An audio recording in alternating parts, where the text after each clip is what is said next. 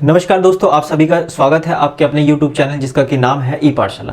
तो दोस्तों, आप लोगों को विजय सर ने बताया होगा कि हमने जो हमारा चैनल है ई पाठशाला, इसके ऊपर अभी तक जो कंटिन्यू वीडियो आती थी वो तो कंटिन्यू रहेंगी, प्लस साथ में हमने कोशिश की है जो 9th और 10th का सिलेबस है मैथ्स का वो कवर करेंगे और प्लस में और जो चीज़ें हैं वो ऐड करते रहेंगे टाइम टू टाइम। पर अभी के लिए जो हमने सोचा है 9th और 10th का सिलेबस करवाने की कोशिश करेंगे और अभी जो जिसकी की शुरुआत की गई है वो 9th के सिलेबस को लेकर करवाई गई है, मैथ्स को लेकर। तो दोस्तों, आप लोगों का जो फर्स्ट टर्म है वो तो कंप्लीट हो चुका है। अब जो सेकंड टर्म है उसके लिए क्या क्या सिलेबस है एक बार आज थोड़ा हम कोशिश करेंगे, एक बार थोड़ा समझ लें। और क्या जितना ही देखने में मुश्किल लगता है उतना मुश्किल है या बहुत ही आसान चीज़ है। तो दोस्तों, आज देखते हैं, एक बार हम कोशिश करते हैं समझने की। कहाँ है ये रहा। तो दोस्तों, जो CBSE की तरफ से जो कोर्स हमारा है 9th और 10th का सिलेबस है उसको एक बार देखने की कोशिश करते हैं। सिलेबस भाई कहाँ है। हाँ, ये दोस्तों एक बार देख लेते हैं कि जो फर्स्ट टर्म है ये कैसे। हाँ ठीक है। तो जो फर्स्ट टर्म है, फर्स्ट टर्म का सिलेबस था, ये सब चीज़ें थी। नंबर सिस्टम हमने पढ़ा, अलजेब्रा पढ़ा होगा आप लोगों ने, कोऑर्डिनेट ज्योमेट्री पढ़ा होगा, मेंसुरेशन पढ़ा होगा, स्टैटिक्स और प्रोबेबिलिटी पढ़ी होगी। तो कुछ पार्ट तो इसमें आ गया होगा। और जो सेकंड टर्म है उसके अंदर हम देखते हैं कि क्या क्या चीज़ें आती हैं।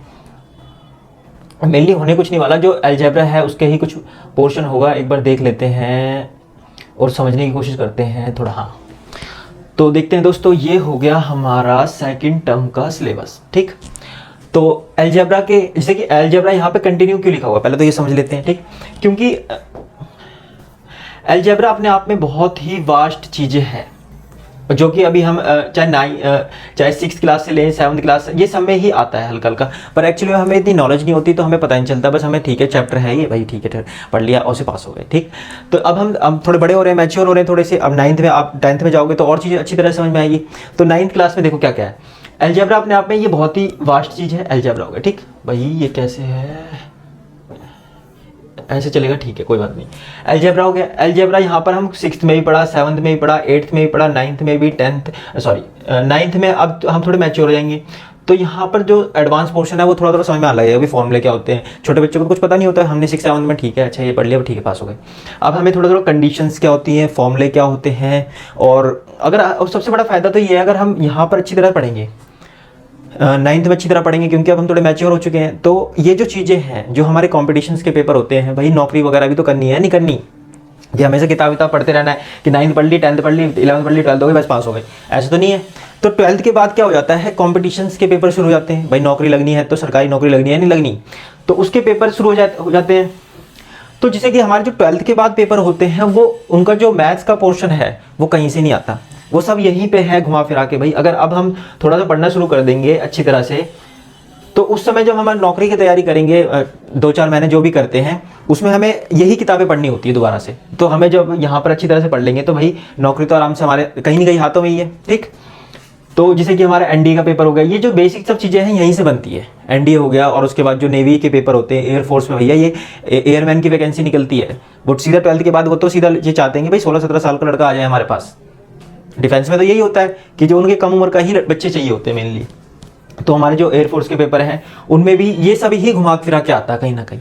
तो मेरी कोशिश भी ये रहेगी कि आप लोगों को बहुत ही आसान और सिंपल तरीके से, कि आपसे चलते फिरते भी अगर कोई पूछ ले भाई कि पॉलिनोमियल क्या है, अभी हम देखते पहले अलजेब्रा के अंदर देखते हैं, तो बिल्कुल अभी दोस्ती करवाने की ही बात की गई है कि अलजेब्रा भाई ये है, इसके अंदर देखो ये पोर्शन आता है, वेरिएबल्स क्या होते हैं, डिग्री क्या होती है, ये सब मैं जो चीज़ें हाईलाइट कर रहा हूँ मेनली ये जो एयरफोर्स के पेपर है उनमें पूछा जा चुका है कि भाई कुछ एक्सप्रेशन दे दिए, कुछ फॉर्मूले दे दिए।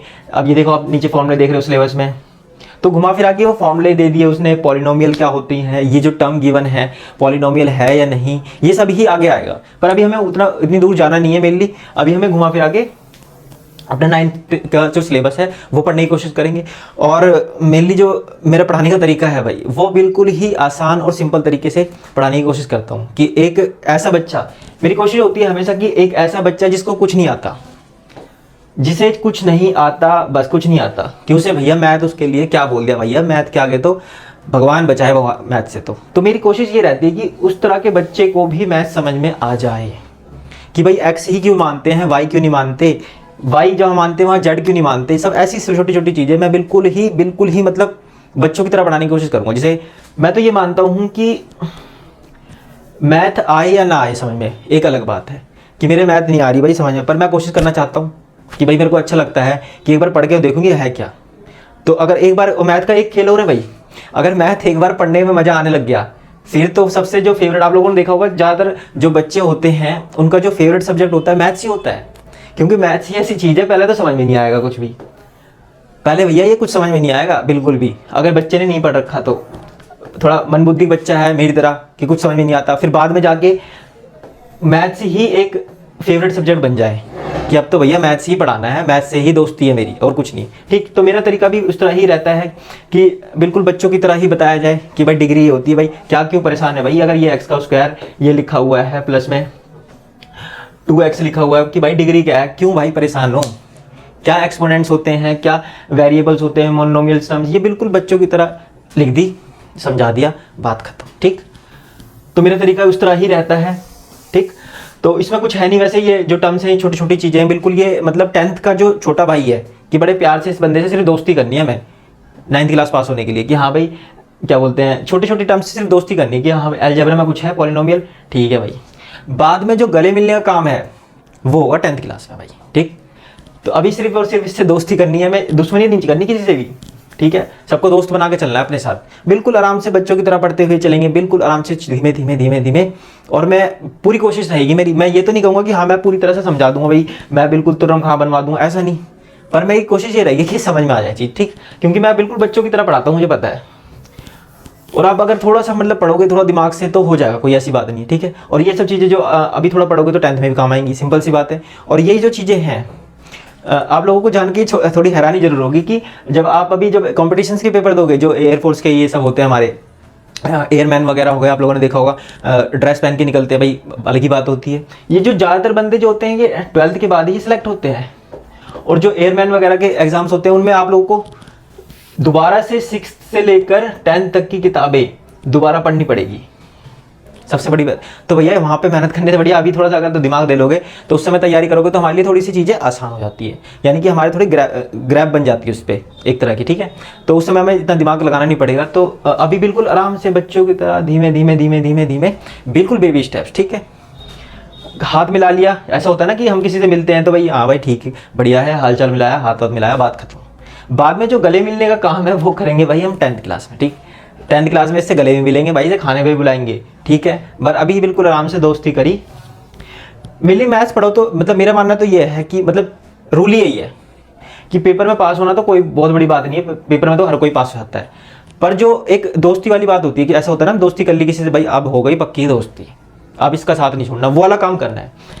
ठीक है, तो बिल्कुल समझ के काम करना है, ना कि सिर्फ नंबरों के पीछे भागना है। ठीक है, नंबरों के पीछे कभी नहीं भागना है, सिर्फ और सिर्फ समझने के लिए भागना है, मजे के लिए भागना है, मजे में करो आराम से लाइफ ही भाई, आराम से एंजॉय करके जियो। मैथ्स पढ़ा एंजॉय करके भाई, क्या उनसे क्वेश्चन ना दिखा, अरे यार ये तो पढ़ा हुआ है यार, शायद ये ऐसे करना है, ये ऐसे करना है, ये होती है टर्म्स, ये होता है बाइनोमियल, ट्राइनोमियल, थ्राइनोमियल, जो भी है खत्म।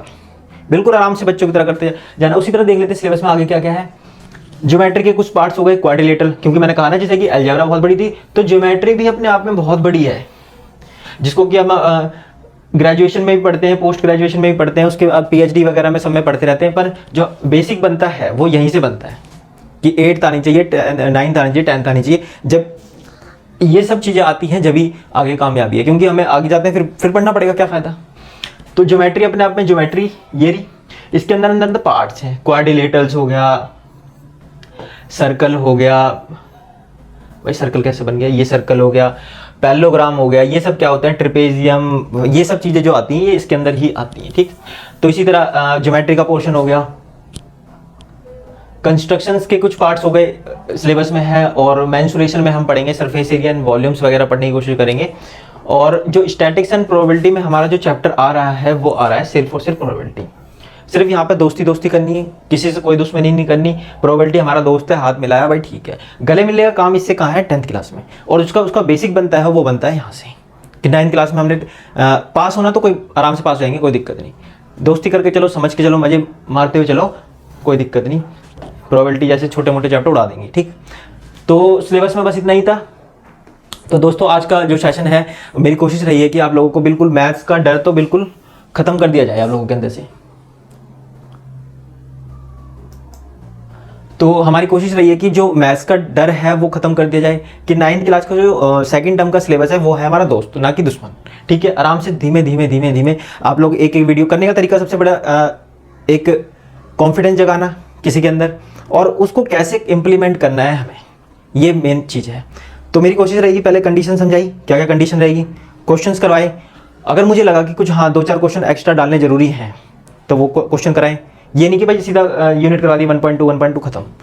भाई दोस्ती, आगे के लिए भी दोस्ती, जो एक्स्ट्रा क्वेश्चन बनते हैं सारे नहीं करवाएंगे, बस थोड़े बहुत जो उससे बेस्ड आ सकते हैं, पेपर में आ सकते हैं, समझने के लिए ज़रूरी है, वो भी हम डाल देंगे। कुछ नहीं करना आप लोगों को, वीडियो चलाई, ठीक, बिल्कुल बढ़िया सा रजिस्टर बनाया, यूनिट नंबर 1 डाला यहाँ पर।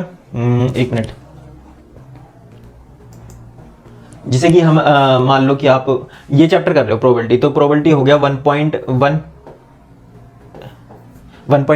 सीधा यहाँ पर हमने करना शुरू कर दिया, क्वेश्चन उतारा, सारी कंडीशन है, क्या फॉर्मूले हैं, क्या कंडीशन बनती है, सब कुछ लिख दिया। और जिसे मैं ये करवाऊंगा शुरुआत में, तो शुरुआत में हम पढ़ेंगे पॉलिनोमियल्स। ठीक, तो पॉलिनोमियल्स बिल्कुल आराम से एक एक बेसिक कंडीशंस बताता चलूंगा कि वेरिएबल्स क्या होते हैं, पॉलिनोमियल, मोनोनोमियल, बाइनोमियल, ट्राइनोमियल्स, इनकी जरूरत पड़ेगी। जो फॉर्मूले हैं वो मैं लिखवा दूंगा, ठीक, सारे फॉर्मूले लिखवा दूंगा, और उन्हें फॉर्मूले को कुछ इतना दिमाग नहीं लेना, ना इन्हें याद करना, ना इन्हें पढ़ना, इनकी टेंशन लेनी ही नहीं है बिल्कुल भी। बस मेरे लिए हमें करना क्या है भाई, ने लिख के देख लिया कि एक्स ये क्या है भाई, क्या भला है आखिरकार, ये क्या है, ये एक्स प्लस में वाई प्लस में जेड, ये क्या भला है भाई, ये इसका स्क्वायर क्या कर दिया, ये कुछ नहीं करना भाई, कुछ नहीं करना, इन्हें लिख के देखा बस। X plus y plus z का स्क्वायर क्या होता है, एक्स स्क्वायर प्लस में वाई स्क्वायर प्लस में जेड स्क्वायर प्लस में 2xy, बस लिख के देख लिया, बस काम खत्म। याद तो करना ही नहीं है बिल्कुल भी, ठीक है। सिर्फ जो नोट्स हैं, नोट्स जैसे बनाए प्रॉपर, 1.1 चली यहाँ पर, जो भी चली 1.1 हुई, डेफिनेशन लिखवाई सारी मैंने, सारी डेफिनेशन लिख ली, उसको पढ़ लिया बस। याद तो मैथ में तो याद करते ही नहीं, और ना याद करना, ना मैं याद करवाता, ठीक। उसे पढ़ते चले, समझते चले, पढ़ते चले, समझते चले, खत्म चैप्टर। उसी तरह 1.2 हुई, जैसे भी जो चैप्टर होंगे, जो भी होंगे, इस तरह ही चीज़ें करवाऊंगा, ठीक। तो कोई घबराने वाली, पहली बात तो कोई घबराने वाली बात नहीं, सिलेबस ना के बराबर है। 2-3 दिन अगर हमने पढ़ा नोट्स, 2-3 दिन नोट्स बनाए, 1-2 दिन पढ़ लिया, बस काम खत्म। बस उसकी प्रैक्टिस कर ली थोड़ी बहुत, बाकी हम अपने चैनल पर करवाते रहेंगे, ठीक। तो आज का सेशन इसी के साथ ख़त्म करते हैं और मिलते हैं। 1 मिनट, हाँ, तो दोस्तों इसी के साथ ख़त्म करते हैं आज का जो हमारा सेशन है। मेनली हमने कोशिश की है कि जो 9th का सिलेबस है मैथ्स का, और उसको डर को ख़त्म कर दो भाई, इससे हमें करनी है दोस्ती, कोई दुश्मनी नहीं किसी से नहीं करनी। 9th क्लास की जो मैथ्स है हमारी दोस्त है, तो धीमे धीमे करना शुरू करेंगे, पॉलिनोमियल से स्टार्ट करेंगे, और धीमे धीमे बेबी स्टेप्स, धीमे धीमे आप लोग भी उस तरह करते रहना, ठीक है। तो मिलते हैं दोस्तों अगले सेशन में, और वहाँ से हम कंटिन्यू करते हैं अपनी पढ़ाई, ठीक है। तो इसी के साथ दोस्तों, जय हिंद।